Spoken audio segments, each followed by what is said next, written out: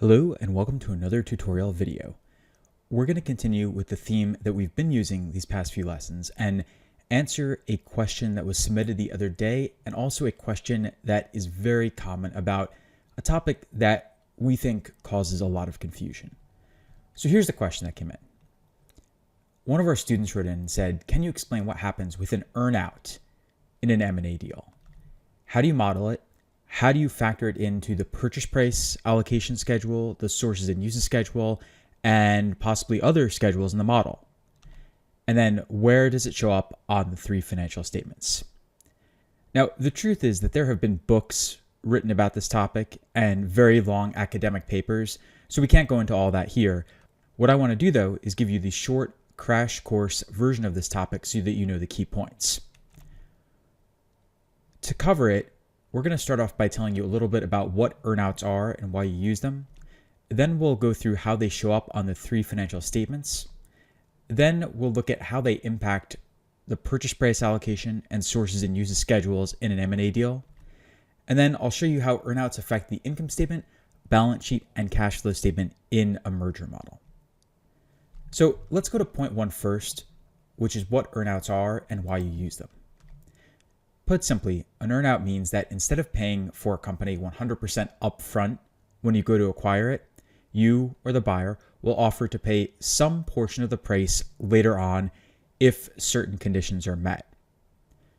So, for example, let's say that you're at Facebook or Oracle or Microsoft or Google, and you see an interesting startup out there, and you go to them and say, we'll pay you $100 million for your company right now, and if you achieve EBITDA of $20 million in 2 years from now, we'll pay you an additional $50 million then. That would be an example of an earnout, because you pay some portion of the price up front, but then you pay the remainder only if they achieve this goal of EBITDA of $20 million in 2 years from now. This is very common whenever private companies are acquired. You see it a lot with tech startups, biotech startups, pharmaceutical companies. Here's a real-life example of where an earnout popped up with a tech deal. Electronic Arts acquired this company for $750 million. And if you look at some of the press releases, they say that the consideration was $650 million in cash and $100 million in stock with a multi-year earnout bonus. Now, some of the press releases didn't have many details about it, but some of them actually did. And as you can see in this press release that I'm highlighting, they spell out the terms of the earnout right here. If 2-year cumulative earnings are 91 million or less, the sellers won't receive anything. And then they have another level where they get 100 million, and then another level where they get 275 million, and then another level where they get 550 million. So this earnout is not based on EBITDA or revenue, but rather on earnings. In other words, net income from the seller, and depending on what it is, cumulatively over 2 years, they receive a different amount of consideration.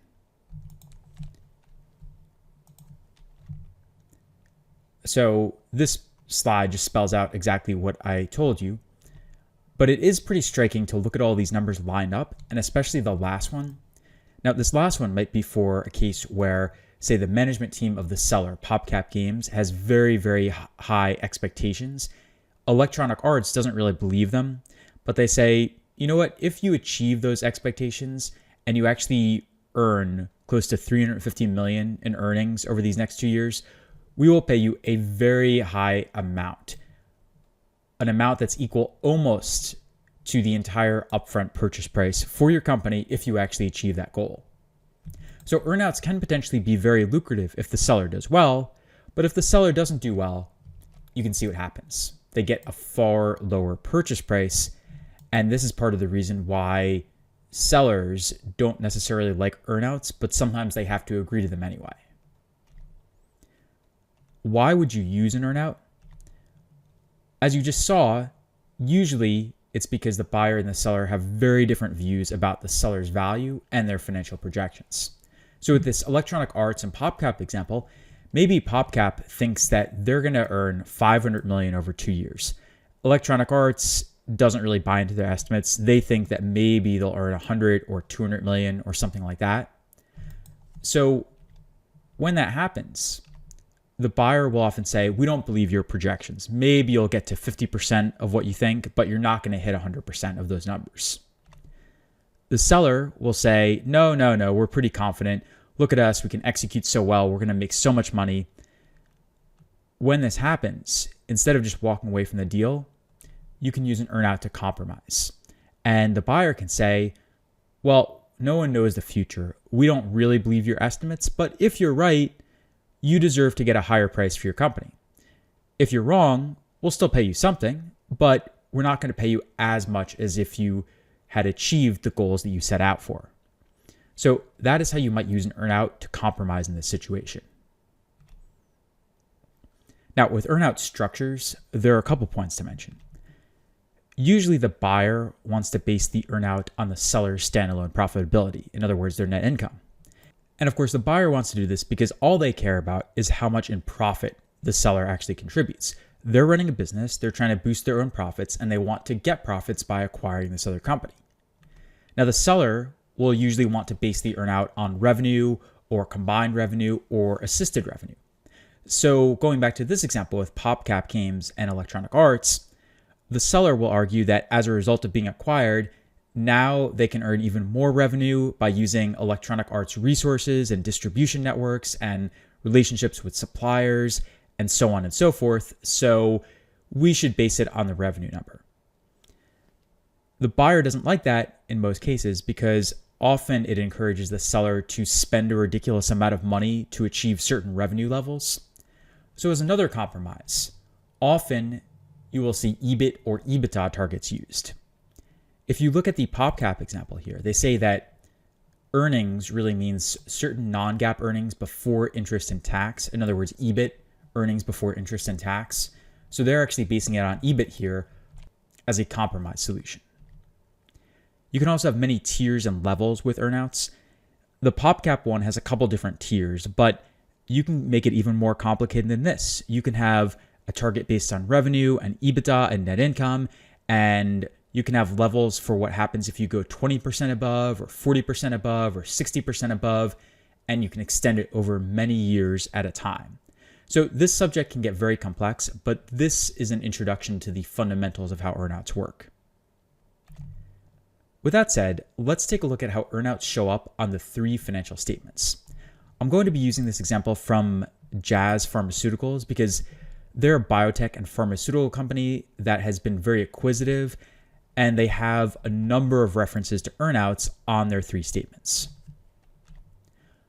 On the balance sheet, you will see earnouts recorded as contingent consideration. Sometimes the name is slightly different, but usually contingent is somewhere in the title, and this will be a liability on the liabilities and equity side. So for Jazz Pharmaceuticals, we see this line item contingent consideration, and it was around $50 million in one period, and then it went to zero, meaning that it was paid out to the seller, to the company that they acquired in this case. On the cash flow statement, you see two items. Number one, when the earnout is actually paid out in cash, you see that as a cash outflow. But then when the value of the contingent consideration changes, you also see that on the cash flow statement. Let's go and take a look at this for Jazz Pharmaceuticals. Within the financing activity section, you see this line item payment of contingent consideration, and that represents exactly what it sounds like. The payment to the seller, they achieve their EBITDA or revenue or net income target, and they now receive payment from the parent company. You will also see this other item, the change in the fair value of contingent consideration. And this is used for cases where they estimated the earnout at one level, say 50 or 60 million, but then they realized that maybe there's a lower chance than they expected of actually paying it out because the seller isn't doing as well as they wanted, or maybe it's doing better than they expected. What it really means is that the probability of actually paying out this earnout has changed. Now, on the income statement, this is where you actually record that change. And the way it works, as I say here, is that you record changes in the value of the contingent consideration on the income statement. And if the value goes down, you'll actually record it as a gain or a positive on the income statement. If the value goes up, because it's a liability, you record it as a negative on the income statement. And then on the cash flow statement, you adjust and reverse the sign. And so this 4,500 right here, this 4.5 million, means that they reduced the value on the income statement by 4.5 million. And now they're reversing it here and adding it back.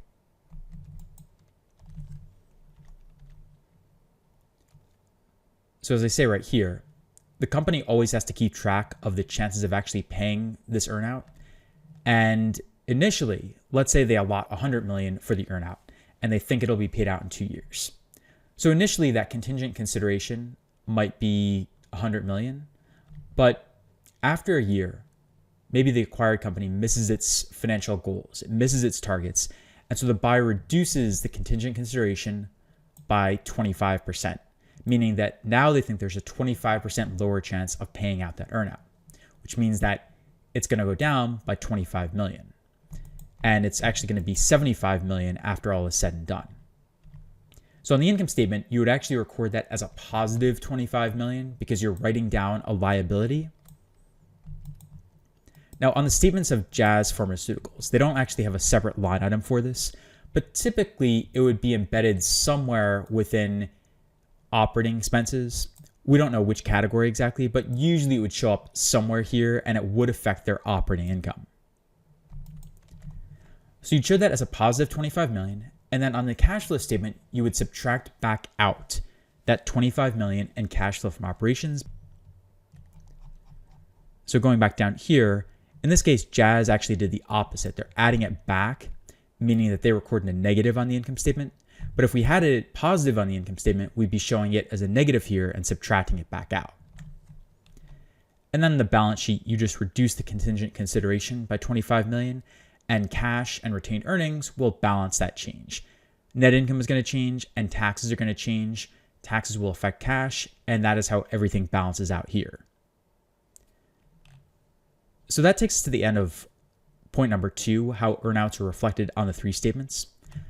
Let's go into point number 3, earnouts and the purchase price allocation and sources and uses schedule. So in the sources and uses schedule, earnouts actually make no impact because they're not paid out in cash initially. So if you go and look at a company or an M&A deal with earnouts, as we have right here, and you look at the sources and uses of funds schedules, there's nothing about earnouts here because remember, earnouts are deferred payment. You don't pay for it upfront. The sources and uses schedule is all about that upfront payment. So you can have a lot of things going on here, but you're never going to see an earnout in these sources and uses for the initial transaction. Of course, they will make an impact on the purchase price allocation schedule because of what we mentioned before, that the contingent consideration is recorded as a liability on the balance sheet. And so it's therefore going to impact goodwill. Now to show you exactly how this works, I'm going to pull up one of our case studies on Joseph A. Bank and Eddie Bauer. This is a failed M&A deal where Joseph A. Bank announced plans to acquire Eddie Bauer, which is a private company at the time. It didn't go through. Joseph A. Bank ended up merging with another company, but it is part of one of our case studies. So let's just take a look at what actually happens here. We have an earnout of 50 million based on an EBITDA target, and this comes directly from the press release announcing the deal. We don't have detailed information on Eddie Bauer's financials, but we do know that they had a $50 million earnout in place. They were going to pay around $825 million for the company upfront, and it was a private company, so we're going to consider enterprise value and equity value to be the same because we don't have better information on it. As I mentioned, there's no impact in sources and uses, but in the purchase price allocation schedule, you list that equity purchase price in the beginning, you subtract the book value of the seller, and you write off any of the seller's goodwill, you add that to the calculation, and that takes you to your allocable purchase premium. And then when you move on from there, take a look at what happens. You have the normal write-ups for PP&E and intangibles.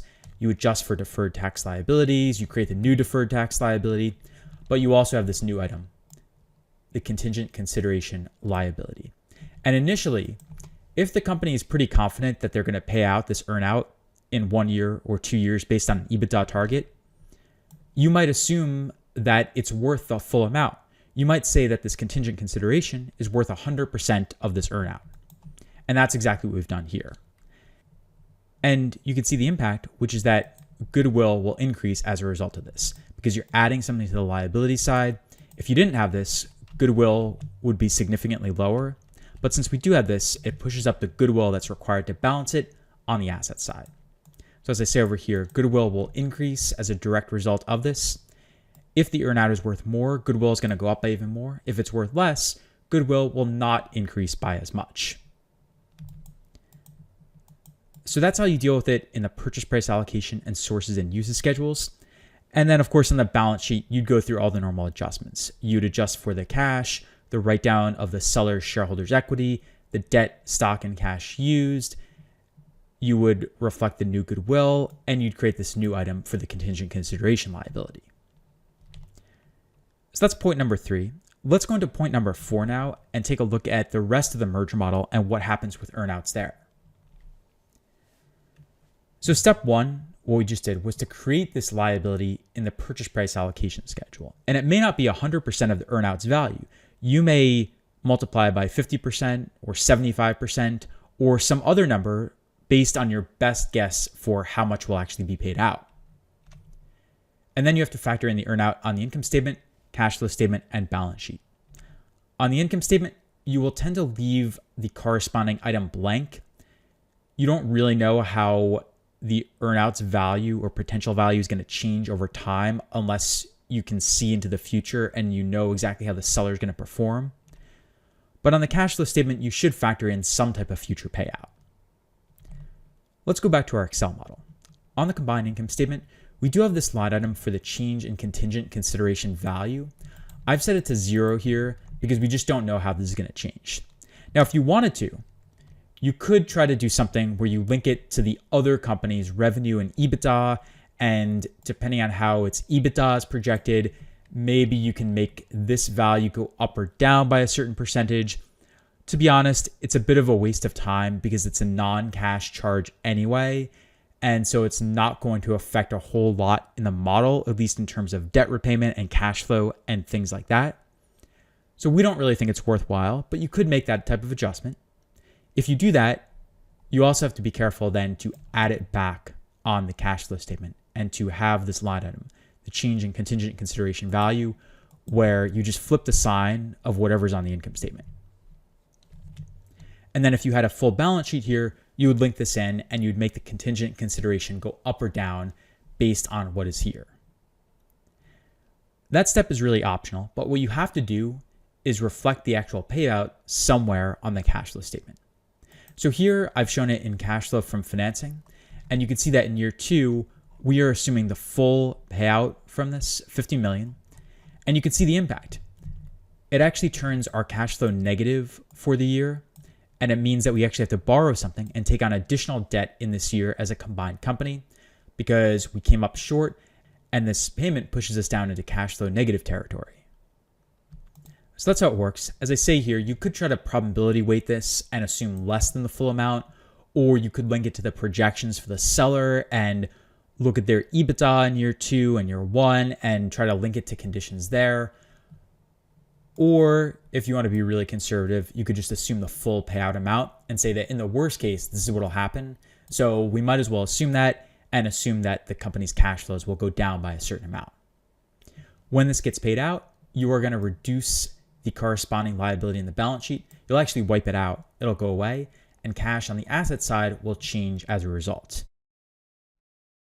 Now, just to summarize what we went through briefly, earnouts are used when the buyer and seller cannot agree on value and the projected financial performance of the seller. They're used as a compromise where the buyer pays some portion of the consideration later on, depending on how the seller has performed. On the 3 statements, as we saw before, on the balance sheet, you record the contingent consideration as a liability to represent what the earnout is going to be worth when it's paid out in the future. On the income statement, when the value or expected value of that earnout changes, you have to record changes there. You reverse those changes on the cash flow statement. And then in cash flow from financing, you also show the actual payout of the earnout there. In an M&A deal, The earnouts will not impact the sources and uses schedule, but they will impact the purchase price allocation schedule. They'll change the amount of goodwill you create. A higher contingent consideration liability means more goodwill. A lower liability means less goodwill. And then in a merger model, you typically don't assume much of a change to the fair value of it on the income statement or cash flow statement, but you do have to assume something for the cash payout on the cash flow statement, which may change the company's cash and debt levels and will also change the contingent consideration itself on the balance sheet. So that's it for this lesson. We really just scratched the surface of earnout modeling in this short crash course, but next time we might look at multi-year earnout scenarios and tiers, different revenue and EBITDA targets and projections and scenarios, or even how the buyer and seller might negotiate an earnout. So let us know what you're interested in, and we hope to cover more on this topic soon.